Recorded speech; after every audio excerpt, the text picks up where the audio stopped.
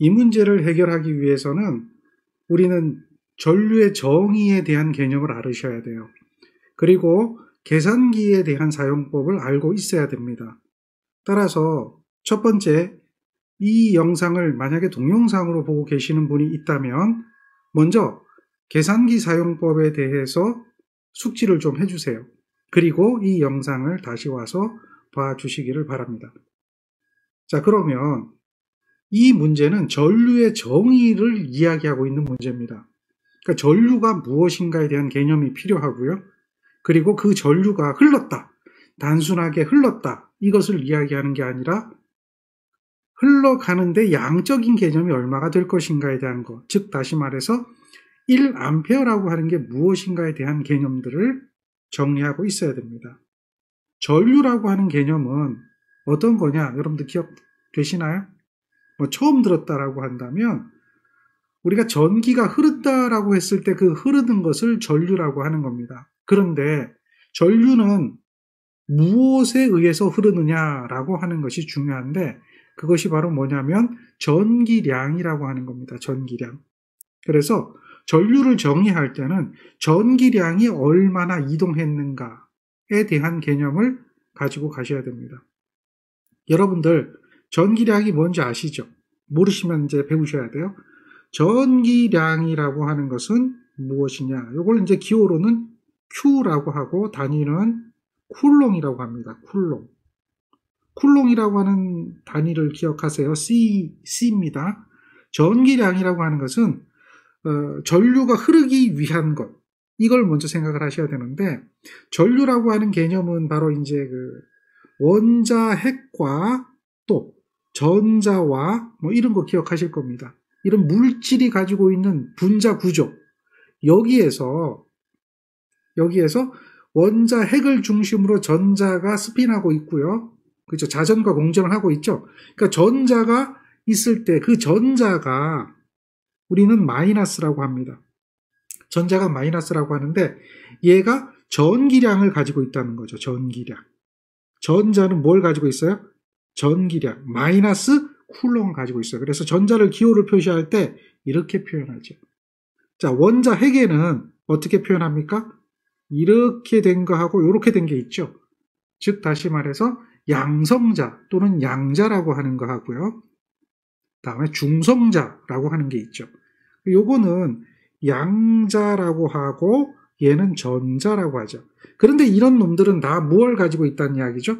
전기량이라고 하는 것을 가지고 있는데 바로 이런 전기량의 이동이 바로 전류를 의미하고 있다라고 하는 겁니다. 그것을 기억하셔야 돼요. 즉 전자의 이동이 곧 무엇의 이동이다? 전기량의 이동이다라고 하는 거예요. 이 전기량의 이동이 곧 무엇을 의미하는가? 전류, I, 단위가 A라고 하는 거죠. A라고 하는 이 기호는 뭐라고 읽어요? 암페어라고 읽죠. 암페어라고 읽는 겁니다. 즉 전류는 전기량의 이동으로 정의가 되는데 그런데 이동했다, 이것이 아니라 중요한 게 있죠. 단위 시간당에 이동하는 겁니다. 그냥 이동하는 게 아니라 어떠한 단면을 단위 시간당에 이동할 때 그것을 갖다가 전류라고 한다. 전류.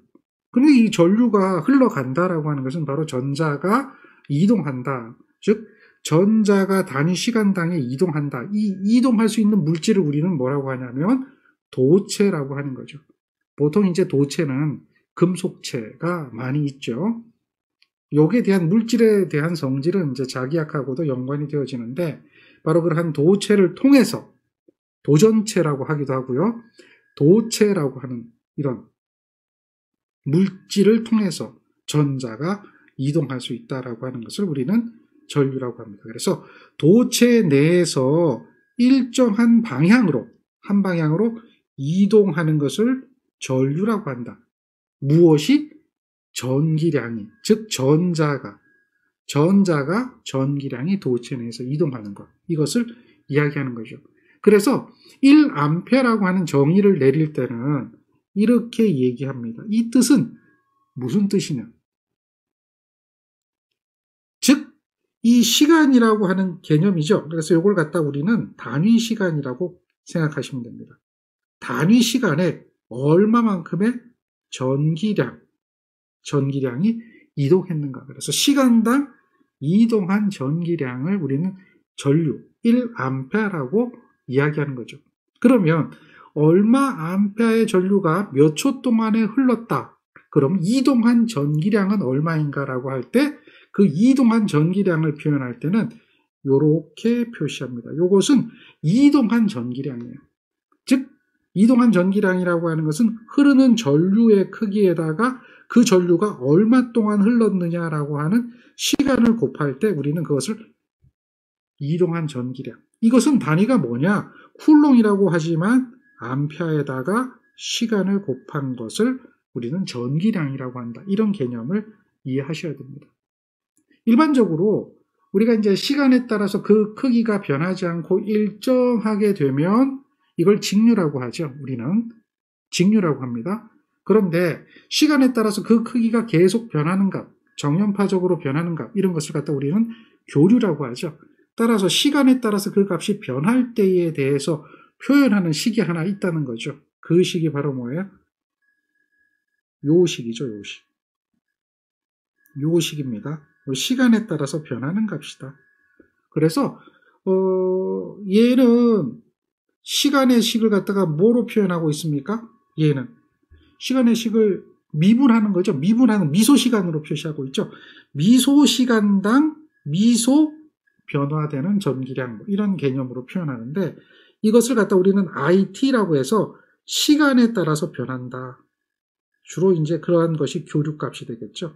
시간에 따라서 변한다. 그래서 전류 I를 표시할 때 그냥 I로 표시하면 요거는 일반적으로 일정한 즉 시간에 따라서 그 값이 변하지 않는 그런 값을 표현할 때 쓰는 식이 되고, 요것을 t라고 이렇게 표현하면 이것은 이제 시간에 따라서 변하는 값이다. 그래서 시간에 따라서 값이 일정하지 않기 때문에 잘게 쪼개가지고 일부분만을 볼 때 그것을 갖다 우리는 미분이라고 하는 거죠.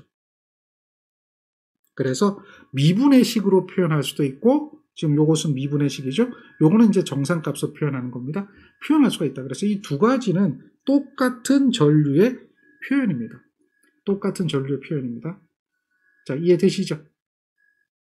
자, 그렇다면은 전기량은 여기서 전기량이잖아요. 즉 I, T는 뭐가 된다? DT분의 DQT거든요. 이렇게 됐을 때 요것을 우리는 QT를 구한다. Q값을 구한다. 라고 한다면은 이때 이 식을 양변을 적분해 주는 거죠. 양변을 적분해 주면 여기는 인테그랄 될 거고 여기는 인테그랄 될 거예요. 그러면 이제 우리 수학적으로 봤을 때 요렇게 표현하는 것을 갖다 뭐라고 합니까? 등식이라고 하죠. 등식. 이러한 등식이 됐을 때 좌변과 우변에다가 동일하게 적분을 해주면 그 값은 변하지 않는 거죠. 그래서 그것을 등식이라고 하는데, 이렇게 했을 때 요것은 뭐예요? QT가 남게 되고 요거는 인테그랄 IT dt 뭐 이런 형태가 되겠죠. IT dt가 된다. 그래서 그것이 곧 뭐가 되는 거예요?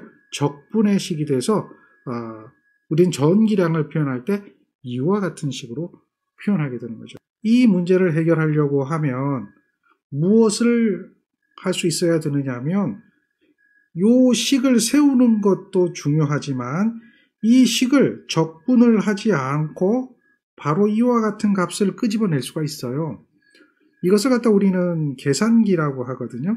그러니까 여기서 이렇게 바로 다이렉트로 계산할 수 있는 계산기, 이 계산기 사용법을 먼저 보셔야 됩니다. 자, 이 강의를 처음 보는 분이라면 여기서 잠깐 스톱하시고 우리 그 기초 이론에 나와 있는 계산기 사용법이라고 하는 부분, 이 부분을 꼭 보고 다시 이 강의로 들어와 주세요. 자, 그러면 이 문제는 전류에 대한 정의를 이야기하고 있는 문제입니다. 전류라고 하는 것은 정의가 어떻게 되고 있느냐 하면 단위 시간당에 이동한 전기량으로 정의가 되고 있습니다. 전류는 어떻게 된다고요?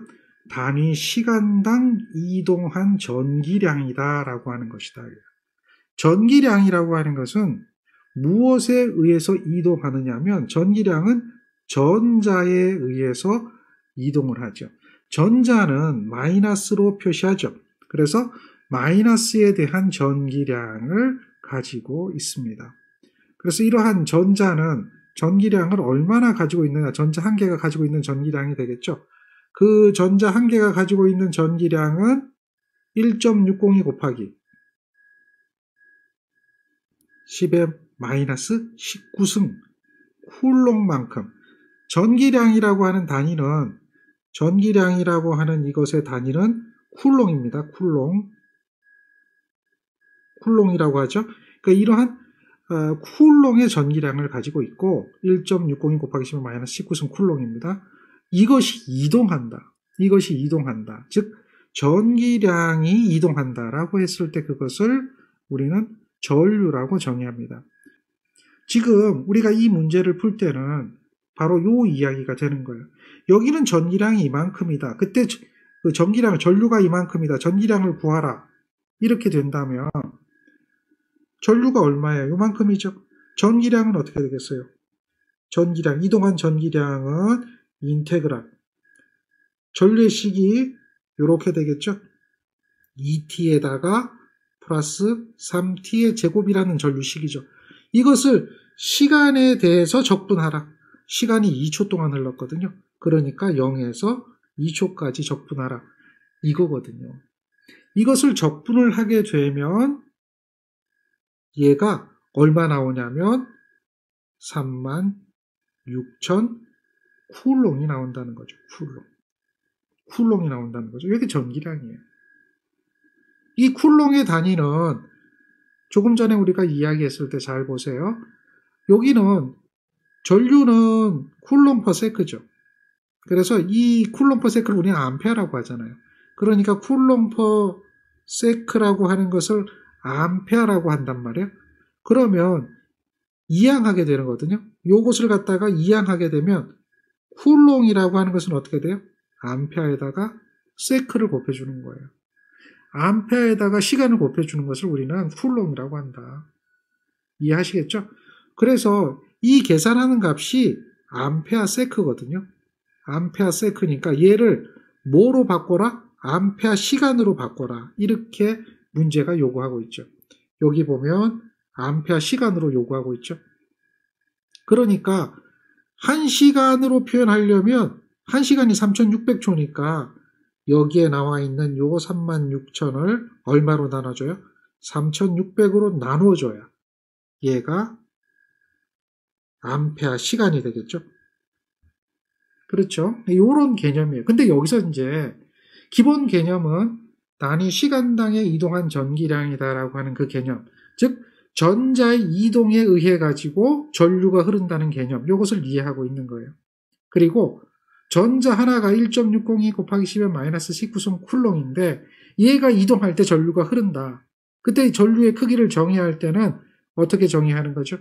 시간당 이동한 전기량으로 정의가 된다라고 하는 거죠. 그랬을 때 이동한 전기량의 값을 구하라라고 한다면 여기에서 보면 이와 같은 식으로 적용해서 풀 수가 있다라는 거예요. 자, 여기서 우리는 이제 수학적인 개념이 도입이 되게 되는 거죠. 수학적인 개념이 도입이 되면 힘들거든요. 왜냐하면 적분이라고 하는 것을 해줘야 돼요. 특히 정적분. 그런데 정적분은 간단하거든요. 일단은 정적분 하지 않고 하는 방법을 이야기하면 정적분으로 하지 않고 계산할 수 있는 방법은 바로 뭐예요? 계산기를 활용하는 거예요. 우리는 이 계산기에다 그대로 입력하면 계산기 사용법에 나옵니다. 예제를 그대로 들어서 눌러주니까요. 잘 보세요. 바로 요 값이 나온다는 걸 확인할 수가 있어요. 근데 만약에 계산기를 사용하지 않는다. 요건 이제 공기업 같은 경우 그렇게 되거든요. 그럴 때는 여기에 대한 적분 공식을 기억해야 돼요. 적분 공식. 적분 공식이 많거든요. 많은데 적분 공식을 다 외우지 말고 간단하게 지금처럼 이렇게 되어 있는 거에 대한 적분 공식 정도만 기억하세요. 제가 그때그때 적분 공식을 적어 드릴게요. 필요한 것들이 있다면. 자, 적분 공식이 있어요. 인테그랄인데요. t의 n승을 dt 하는 거예요. n승이에요. t의 n승을 dt 하는 거예요. 그거를 기억하시면 돼요. 그러면 얘는 어떻게 되느냐 이거예요. 적분할 때는 이 차수가 늘어나요. n 플러스 1승으로 늘어나요. 그래서 요 밑에도 n 플러스 1이 되는 거예요. 요게 적분식이에요. 물론 여기에 이제 적분을 하면 상수가 생겨요. 그건 대부분 이제 적분 상수는 무시하죠. 요게 적분 공식이에요. 그러니까 지금 우리가 여기서 보면 t의 자승이라고 하는 게 나오죠. t의 3승이라고 하는 게 나오죠. 얘를 적분해 줘야 돼요. 그래서 인테그랄 t의 2승을 적분하면 t 3승이 되는 거죠. 그리고 3분의 1승이 되는 거예요. 3분의 1로 나눠주는 거예요. 여기에 물론 이제 적분상수가 붙게 되는데 요것은 대부분 어떻게 한다? 무시한다. 특별한 조건이 없으면 무시하고 구합니다. 자, 되지요? 자, 그러면 또 인테그랄 t의 3승을 적분하면 어떻게 될까요? 이거는 t의 4승이 되고요. 얘는 어떻게 되죠? 그렇죠. 4분의 1로 나눠줘야 되는 거죠. 자, 이거의 반대는 미분입니다. 미분. 미분은 어떻게 해요? 미분. 적분의 반대죠. 미분 공식이거든요. 미분 공식인데 이거는 뭐냐면 dt의 d에 여기 이제 그 t의 n승을 미분하는 거죠. 이렇게 표현하는 겁니다. t의 n승을 어떻게 하라? 미분하라 그러면 dt d로 표시하거든요. 그럼 얘는 어떻게 되느냐? 이 승수가 작아져요. n에다가 t의 n-1승이 되죠. 이렇게 되는 게 이제 미분식이 되는 거죠. 예를 들면 이걸 거꾸로 미분 한번 해보세요. 거꾸로 미분 한번 해보면 얘는 어떻게 될까요?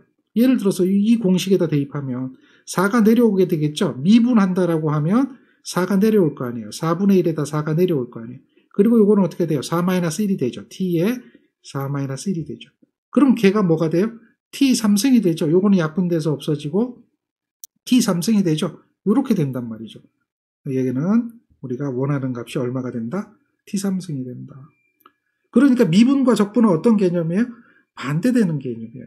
이런 반대되는 개념이니까 우리가 이러한 기본적인 뭐 적분 공식 하나, 기본적인 미분 공식 하나 이렇게 이제 기억을 한번 해보는 거죠. 자, 정적분이라고 하는 것은 요것을 적분하게 되는 건데요. 상수는 적분이 안 되는 겁니다. 그래서 상수는 그대로 두고요. 미분은 상수를 미분하면 0이 되잖아요. 그런데 이제 여기서는 개수 앞에 상수니까 그대로 두지요. 그리고 ET를 적분하게 되는 거죠. ET를 적분하게 되는 거죠. ET. 여기는 뭐예요? 3분의 T자승을 적분하게 되는 거죠. 3분의 T자승을 적분하게 되는 거죠. 그러면 ET를 적분하게 되면 요거는 2분의 T는 제곱이 되죠. 적분 공식에 의해서. 그리고 2분의 1이 되죠. 요렇게 되는 겁니다. 그 다음에 요거는 3분의 T제곱이니까 3의 T제곱이니까 3에다가 요건 어떻게 돼요? T제곱은 T3승이 되고 3분의 1이 되죠. 요렇게 돼서 더해주는 거예요. 그래서 요것이 적분의 값이 되고 요건 는이 되는 겁니다. 요 식을 적분한 겁니다.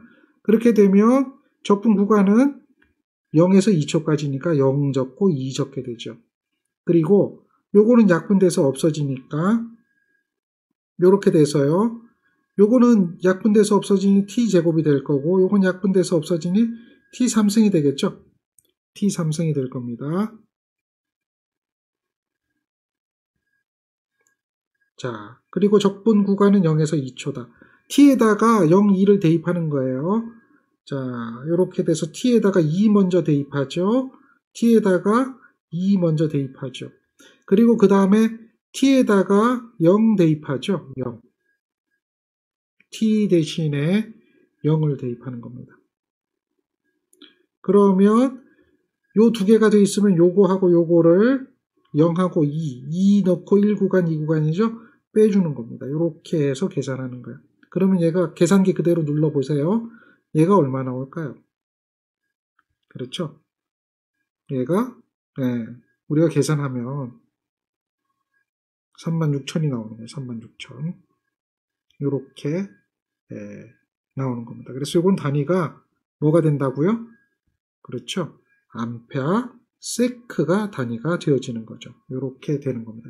그래서 적분에 대한 개념만 해주시면 돼요. 근데 요 적분은 여기서 이렇게 바뀌는 요 적분은 이것은 그 계산기에 대한 기능, 즉 계산기에 대한 적분 기능이라고 하는 게 있죠. 적분 기능이 있는 계산기 사용을 하면 다이렉트로 나오게 되는 거죠. 그런데 문제는 여기에 있는 이 암페어 세크를 암페어 아워로 바꾸는 그 작업, 이것이 필요하죠. 그래서 얘를 암페어 아워니까 시간으로 바꿔주니까 얘를 3600으로 나눠줘야지 된다는 거죠. 그것만 신경 쓰시면 어렵지 않게 이러한 문제는 해결할 수가 있습니다. 문제를 읽어보면 뭐라고 읽혀지나요? 일정 전압의 진유 전원에 저항을 접속하고 전류를 흘릴 때 이런 이야기를 해요. 전류값을 20% 증가시키기 위해서는 저항값이 얼마가 돼야 되겠는가? 여기서 이제 이런 이야기를 잘 봐야 돼요. 일정 전압. 즉 다시 말해서 전원이죠. 일정한 겁니다. 전원이 일정한 거예요.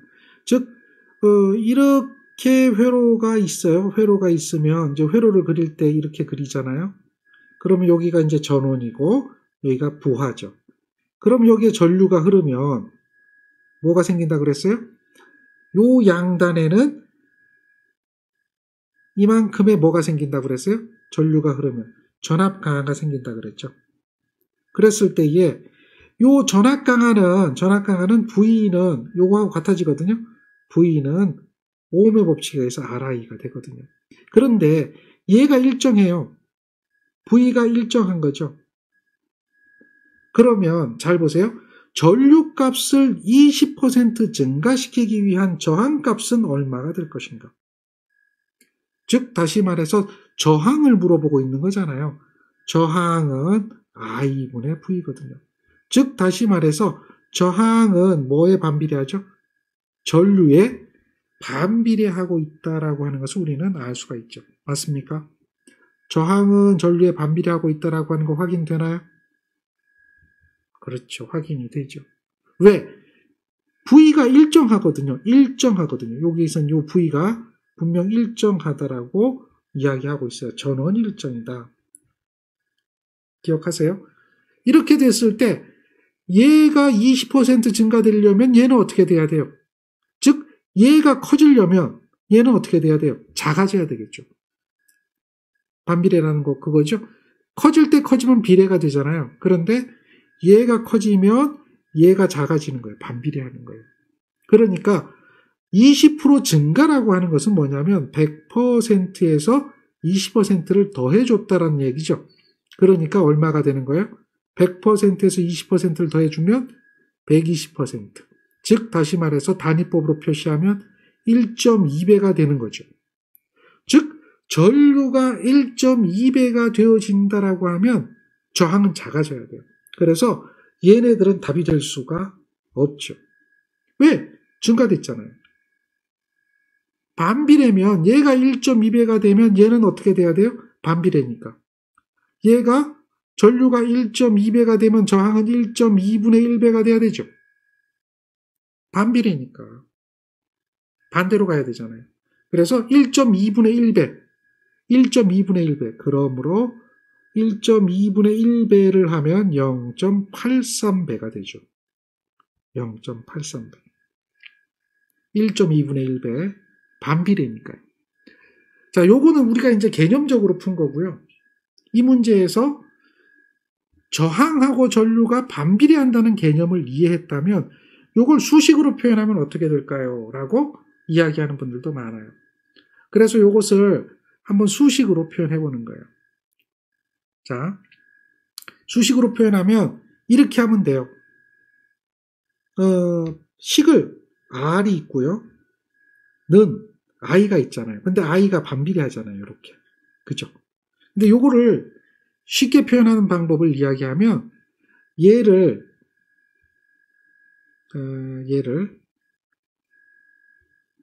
R이니까 둘로 나눠주면 돼요. R이니까.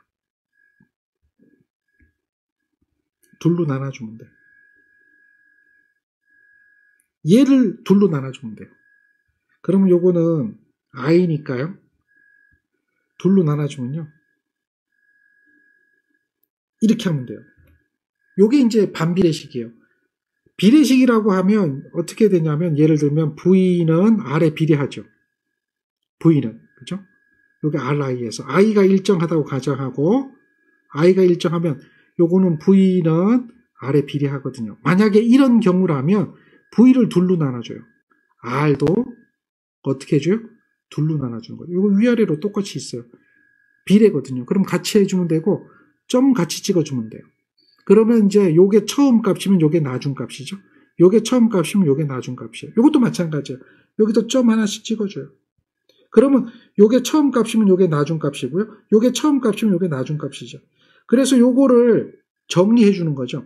정리해 주는데 여기다 i 곱해주고 여기다가 i 곱해주면 여기는 i가 될 거고요. 요거는 i가 약분돼서 i 다시만 남죠. 그러니까 요게 반대로 점이 찍히죠. 반대로 점이 찍히기 때문에 요게 반비례가 되는 거예요. 그래서 얘가 어떻게 됐단 말이에요? 1에서 20% 증가했으니까 1.2배가 된 거죠. 그러면 요 r이 얼마가 되겠느냐? 요 r-를 구하는 거니까 2항 해주는 거예요. 요 r-를 구하니까 2항 해주면 그러므로 r-는 어떻게 되겠어요? 요거는 1.2분의 1의 r이 되겠죠.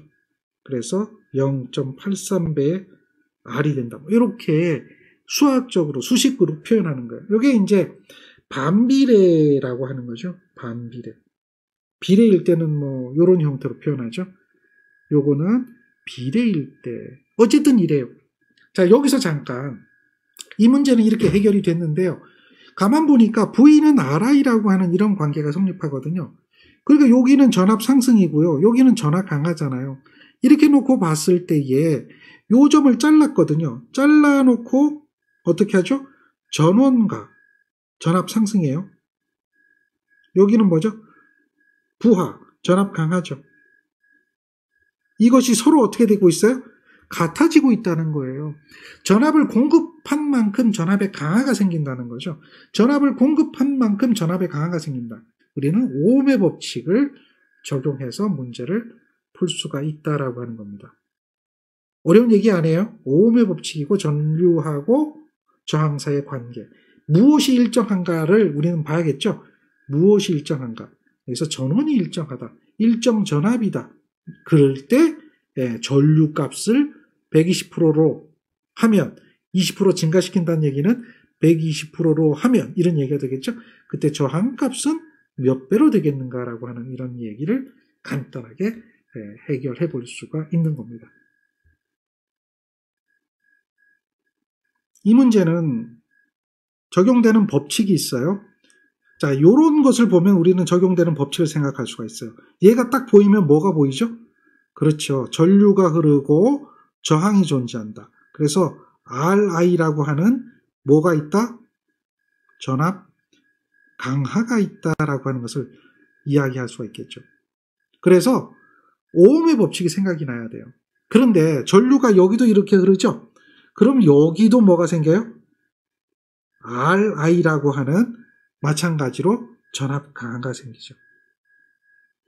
그리고 우리가 여기 E라고 하는 게 있는데요. E라고 하는 것은 전압 강하가 아니라 얘는 뭐죠? 전압 상승이 되죠. 자, 그러면 기억해야 되는 것은 이 문제는 오음의 법칙이 적용이 됩니다. 오음의 법칙이 적용이 되고 다음 뭐예요? 키르요프의 볼테이지로가 적용이 되죠.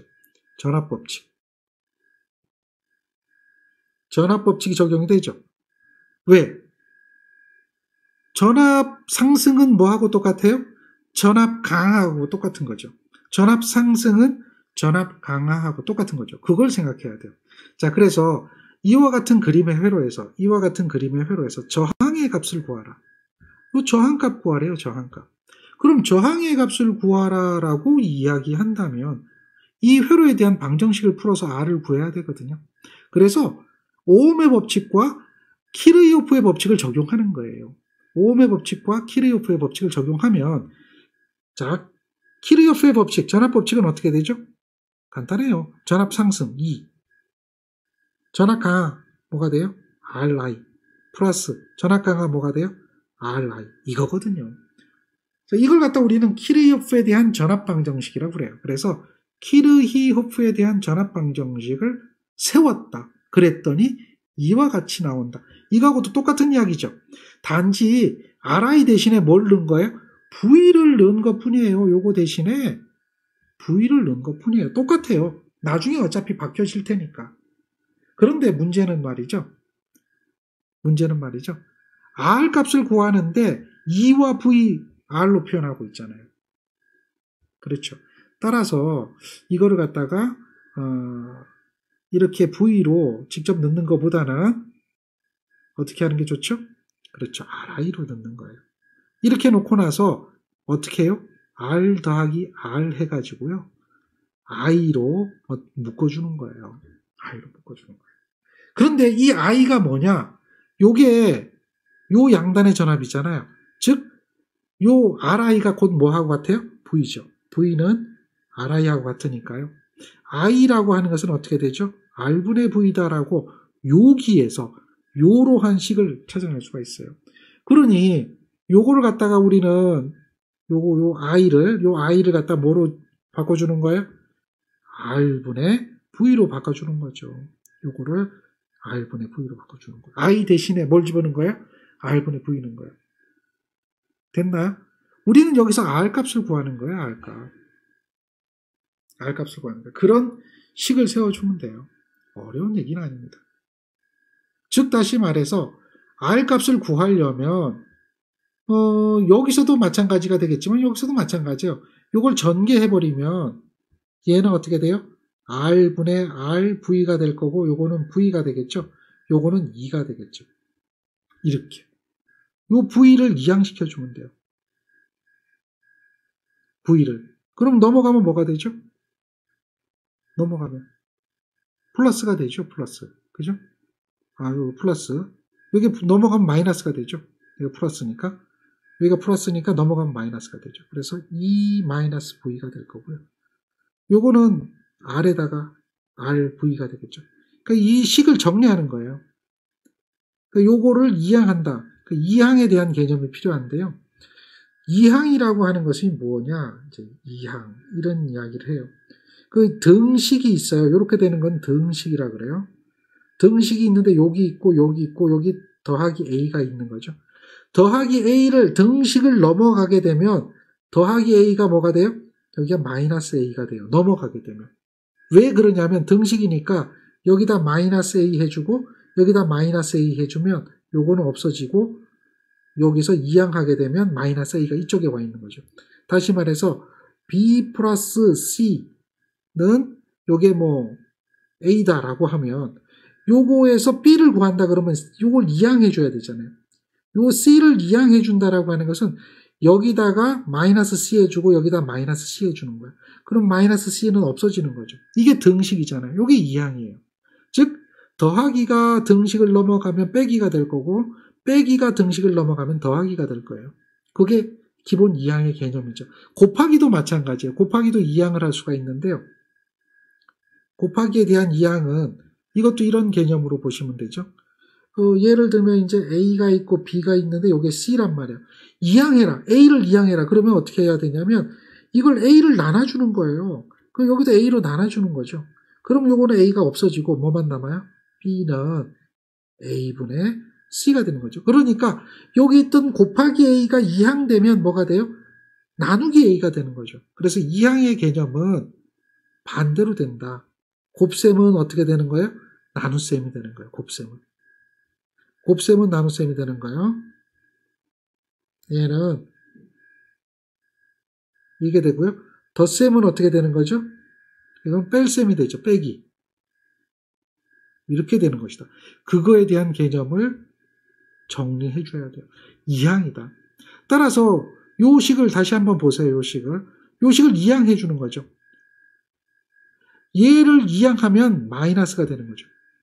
됐습니까? 그러면 여기에서 우리는 이 R을 구해야 되니까요. 얘를 구해야 되잖아요. 구하려면 이항을 해주는데 이것과 이것을 이항해주면 돼요. 그 두 개를 이항을 해주면 됩니다. 무슨 얘기인지 이해가 되죠? 왜냐하면 R은 이쪽으로 보내고 EV는 이쪽으로 보내면 되잖아요. 그러니까 나누게 되어 있는 거 이항하면 그렇죠? 역수가 될 거 아니에요. 요거는 역수가 되니까 이거 밑으로 오겠죠? 요렇게 되는 거예요. 요거 식은 다시 적어보면 E-V R이라고 하는 이런 별것 아니지만 간단하게 나오는 거지만 여러분들이 이제 여기 이항 개념이 적용되어 있다는 거죠. 그러니까 이거대로 보면 얘가 답이 되는 겁니다. 이런 2번이 답이 되는 것을 확인할 수가 있는 거죠. 그러니까 이항에 대한 개념, 여기서 방정식을 세우고 정리한 다음에 이항에 대한 정리를 해주는 것이 이 문제를 해결하는 가장 기본적인 개념이 될 겁니다. 정리되시죠? 이 문제에 적용되는 법칙은 오음의 법칙이 적용됩니다. 오음의 법칙. 그 다음에 KVL. 자, 문제를 읽어보면요. 그림과 같은 저항 R이 3개가 삼각형 결선으로 되어 있습니다. 이와 같이 삼각형 연결을 하고 그 다음에 기전력을 가했는데요. 기전력이 NV입니다. 그 다음에 저항이 뭐예요? NR이 있죠. 이와 같은 회로를 구성하고 있어요. 근데 이 회로를 구성하고 있는데 이게 전지입니다. 전지. 전지라고 하는 것이 나오는데 전지는 뭘 의미하냐면 건전지, 배터리 얘기하는 거죠. 보통 이제 배터리는 1.5V 하면은 이제 직류로 표현하잖아요. 이렇게 표현합니다. 전지 2가 되고 여기선 V라고 할까요? 거기에 이제 뭐가 있냐면 내부 저항, 전지 내부 저항이에요. 그래서 전지를 보통 이야기할 때 이렇게 표현합니다. 얘가 직렬로 연결된다. 직렬. 전지가 이렇게 해서 직렬로 연결된다. 그러면 이제 이게 V가 이렇게 돼 있죠. 직렬로 연결되는 거예요. 이렇게 접속하는 걸 직렬 접속이라고 그러죠. 자, 여러분들 여기서 직렬 접속과 병렬 접속에 대한 개념을 아셔야 돼요. 이렇게 연결하는 걸 직렬 접속. 또 전지가 있는데 전원이 있고 저항이 있죠. 얘를 전지가 있는데 이렇게 연결해가지고 이런 식으로 연결하면 얘는 뭐예요? 병렬 접속입니다. 이해하시겠죠? 직렬 접속과 병렬 접속이 있어요. 이게 차이점이에요. 직렬로 연결하는 것은 나란하게 이렇게 연결하는 거. 이것과 이것을 나란하게 연결하는 거. 자, 병렬은 어떻게 되죠? 그렇죠. 같은 위치를 이렇게 연결하는 겁니다. 이게 병렬 접속이에요. 여기서 직렬 접속과 병렬 접속이 있다면 앞에서 우리가 회로를 구성할 때 저항을 직렬로 연결하거나 저항을 병렬로 연결하는 개념을 이해를 하셔야 됩니다. 저항을 어떻게 연결하는 것이 직렬로 연결하고 저항을 어떻게 연결하는 것이 병렬로 연결하는 것인가. 전지를 직렬로 접속했을 때와 병렬로 접속했을 때에 대한 개념을 이해를 할 수가 있어요. 직렬로 접속하면은 어떻게 돼요? 직렬, 1.5V 건전지 직렬로 연결, 2개 직렬 연결하면 3V 되잖아요. 전압이 높아져요. 전지를 직렬로 접속하면 지금처럼 이렇게 전압이 높아져요. 그리고 전지를 직렬로 접속하면 이 저항이 어떻게 되죠? 직렬 연결되잖아요. 그러니까 이렇게 저항이 커져요. 근데 전지를 병렬로 접속하잖아요. 병렬. 이렇게. 병렬로 접속하면 나중에 갑니다만 전압은 일정해요. 얘는 전류가 일정하잖아요. 근데 얘는 전압은 똑같아요. 전압은 합성하면 그냥 V예요. 근데 이게 어떻게 되냐면 얘가 저항이 있다면 얘는 저항값은 작아져요. 이렇게 작아져요. 병렬이니까. 병렬 저항은 어떻게 계산한다 그랬어요? 병렬 저항. R분의 1 더하기 R분의 1분의 1이잖아요. 그러니까 R분의 1분의 1이니까 이게 R분의 2가 되죠. 이거는 어떻게 돼요? 분자 분모에 R을 곱해주면 2분의 R 되죠. 그런 식으로 전지를 병렬로 연결하면 그 값이 어떻게 된다? 저항값은 작아지고 전압은 일정한다. 요게 이제 우리가 알고 있는 기본적인 상식이에요. 근데 이 문제를 풀 때는 지금 그 내용이 크게 적용되지는 않습니다. 어쨌든 전지를 N개를 직렬로 접속했다라고 하는 이야기가 바로 뭐예요? 요 부분이라는 거죠. 요게 직렬로 접속했을 때 요런 부분이 된다라고 하는 거죠. 자, 거기까지가 이제 기본 이론입니다. 일단은 그 개념을 이해하셔야 되고요.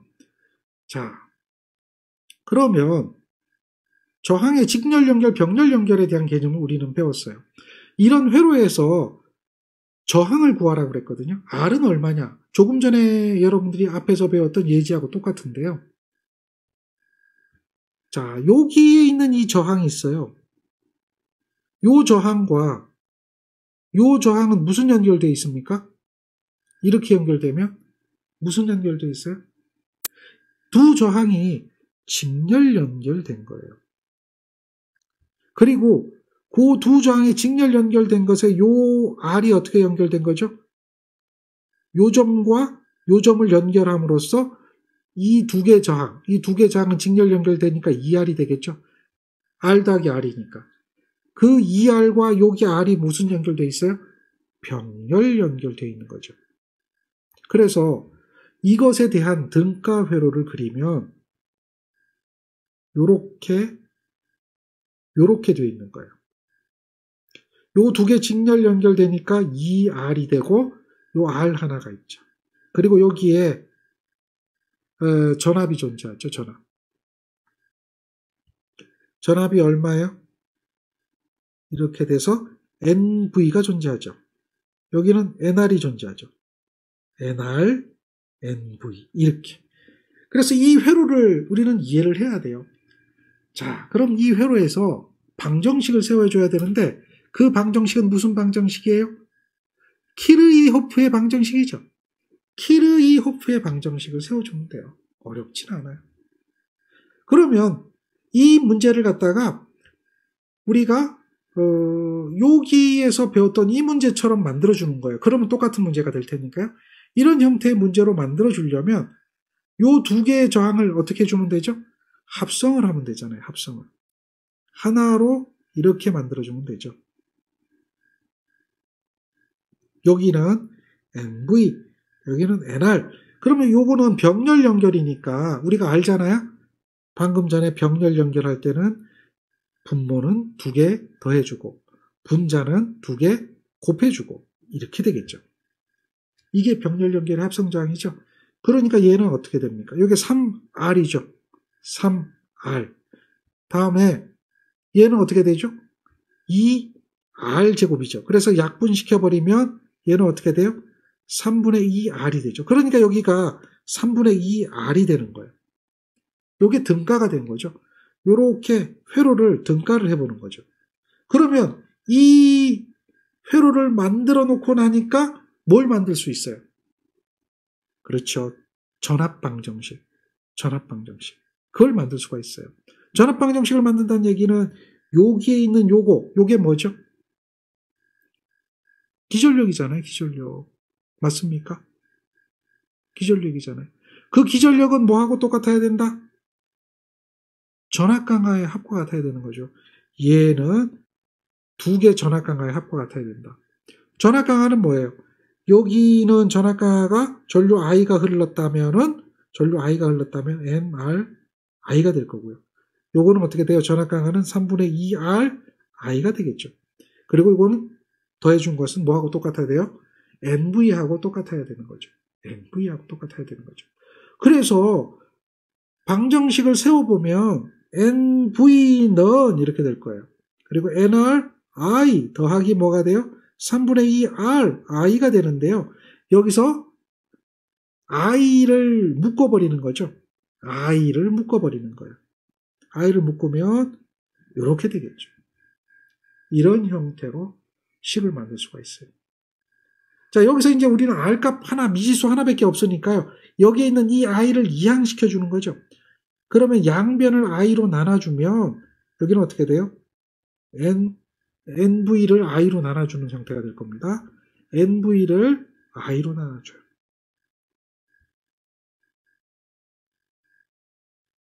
이렇게 될 거고요. NV를 I로 나눴죠. 요거는 없어지죠. NR 더하기 3분의 2R이 되는 거죠. 자, 이 식이 곧 무슨 식이냐? 요 식. 이 식이 곧 요 식이 되는 거죠. 자, 정리가 되겠죠. 자, 이때에 요 식에서 여러분들이 기억해야 되는 것은 또 있어요. 뭘 기억하냐면 요 NN이 여기 들어있거든요. 그러니까 얘를 이항시켜줘야 된다는 거죠. 이항시키면 n i분의 v, nv가 되죠. 마이너스 nr이 되는 거예요. 이거는 3분의 2r이 되는 거죠. 그런데 요게 n이 있으니까 n으로 묶어내면 i분의 v 마이너스 r은 어떻게 돼요? 3분의 2r이 되는 거죠. 3분의 2를 없애주면 되겠네요. 그러니까 양변에다 2분의 3을 곱하면 되죠. 여기도 2분의 3을 곱해주면 돼요. 그러면 요것과 요것이 약분돼서 없어지고 뭐만 남아요? r만 남게 되는 거죠. r만. 그래서 우리가 구하고자 하는 r의 값을 계산할 수 있는 거예요. 요것이 답이 되는 거죠. 요게 답을 찾아보면 1번에 있어요. 1번. 요게 요거하고 같은 게 이거죠. 식을 비교해 보세요. 그래서 그렇게 해서 계산을 해보면 우리는 요게 답이 되는 걸 알 수가 있죠. 그러니까 요 안에는 단순하게 이 한 문제를 풀기 위해서는 뭐 이것저것 모르는 게 아니라 그냥 이 안에는 오음의 법칙도 적용돼 있고 키르요프의 법칙도 적용돼 있고 그 다음에 전지에 대한 내용도 적용돼 있고 또 뭐예요? 저항의 연결 이런 것들이 적용이 돼 있죠. 자, 이해되시겠습니까? 따라서 정리하셔야 돼요. 정리. 여러분들 이제 이 부분을 갖다가 잘 정리를 하는 내용이 있어야 됩니다. 오음의 법칙, 키르요프의 법칙, 1법칙, 2법칙, 그 다음에 저항의 연결 이런 이야기를 정리를 해 주셔야 됩니다. 자, 배운 내용을 정리하세요. 정리 시간입니다. 여러분들 기억해야 되는 거, 뭘 첫 번째 기억해야 됩니까? 그렇죠. 예. 전류 기억해야 됩니다. I는 어떻게 돼요? dt분의 dq. it라고 하는 거죠. 이런 관계에서 얘의 단위는 암페어다. 쿨롱 퍼 세크다라고 하는 거죠. 그리고 여기서 q 값을 구하면 인테그랄 it dt다. it dt다. 이렇게 이야기되는 거죠. 그래서 요거는 단위가 쿨롱이다. 이렇게 기억하고 있어야 됩니다. 전류에 대한 개념. 자, 그 다음에 전압이라고 하는 게 있죠. 전압. 이거는 V다. 단위는 뭐예요? 볼트다. 이거는 뭐 얘기 안 해도 잘 알고 있어야 되는 겁니다. 그리고 전압은 전원이죠. 전원. 전원이고 전원은 뭐다? 전압 상승에 해당된다. 전압 상승에 해당된다라고 하는 그런 기본 개념을 알고 있어야 됩니다. 그 다음에 두 번째로 여러분들이 기억해야 되는 것은 무엇을 기억해야 되냐면 저항의 연결이죠. 저항. 저항이라고 하는 게 있다. 저항은 R인데 얘는 단위가 오음이죠. 오음이 있습니다. 그래서 요거는 저항이 직렬로 연결될 때가 있다라는 거죠. 직렬로 연결이 되어진다라고 하는 것은 어떻게 연결되는 거예요? 요렇게 연결되는 거죠.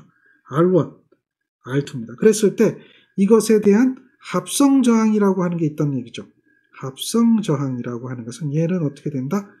R0라고 하는데 R1과 R2 두 개 있으면 그냥 더해주면 된다라고 하는 거죠. 그 다음 저항에 대한 병렬 연결이라고 하는 게 있습니다. 자, 직병렬 연결도 뭐 거기에 충분히 여러분들이 이걸 응용하면 해결이 될 수가 있겠죠. 자, 그래서 이렇게 연결된 게 R1, R2가 병렬 연결된 거고 이것에 대한 합성 저항이라고 하는 것은 어떻게 되는가? 이거는 R0라고 하는 것은 R1분의 1 더하기 R2분의 1분의 1인데 얘를 통분하면 R1, R2가 되겠죠.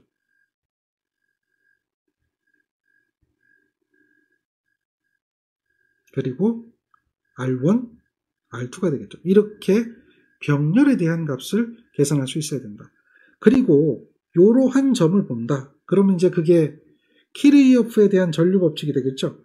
우리가 기억해야 되는 이야기 중에 세 번째. 어떤 내용을 기억해야 되냐면 KVL과 KCL을 기억해야 돼요. 자, KVL이라고 하는 것은 어떤 거죠? 전압 상승. 이거는 뭐하고 같아요? 전압 강하하고 같은 거죠. 다음에 두 번째, KCL이라고 하는 것은 뭐예요?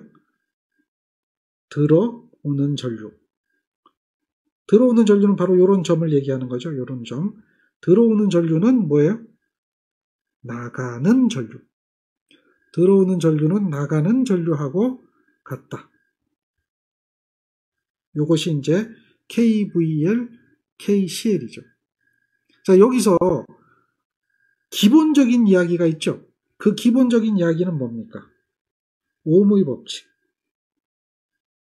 오음의 법칙이라고 하는 것이 있는데 이거는 뭐예요? 볼트는 오음에다가 암페어다. 오음에다가 암페어를 곱해주는 것이 바로 기본적인 이야기다라고 하는 거죠. 이 이야기는 잊어먹지 않아야 돼요. 이걸 잊어먹으면 큰일 나요. 그러면서 이제 여러분들이 합성저항을 구하고 하는 것들을 할 수가 있죠. 합성저항 구하는 것 중에 이제 이렇게 구해봤잖아요. 이렇게 돼 있고 이렇게 된 거 연결이 델타 연결인데 뭐 삼각형 연결인데라고 해서 구해봤던 얘기가 있죠. 이렇게 합성저항이 있다면 이거에 대한 합성저항도 구할 수 있어야 된다. 이것은 작은 것부터 하나씩 해결하면 되죠. 이렇게 작은 것부터 하나씩 해결하면 합성저항을 계산할 수가 있어요. 2R이고 R이다. 그러면 R0라고 하는 합성저항은 R 더하기 2R분의 R 곱하기 2R이 돼서 얘는 어떻게 돼요? 3R분의 2R 제곱이 돼서 얘는 3분의 2R이 된다. 이런 이야기를 할 수가 있는 거죠. 그래서 이러한 합성저항에 대한 개념도 여러분들은 이제 정리를 하고 있어야 됩니다. 어려운 얘기는 아니에요. 문제를 풀 때 아주 기본적이고 기초적인 이야기입니다. 그래서 이것을 정리하고 있어야 됩니다. 정리해 주세요.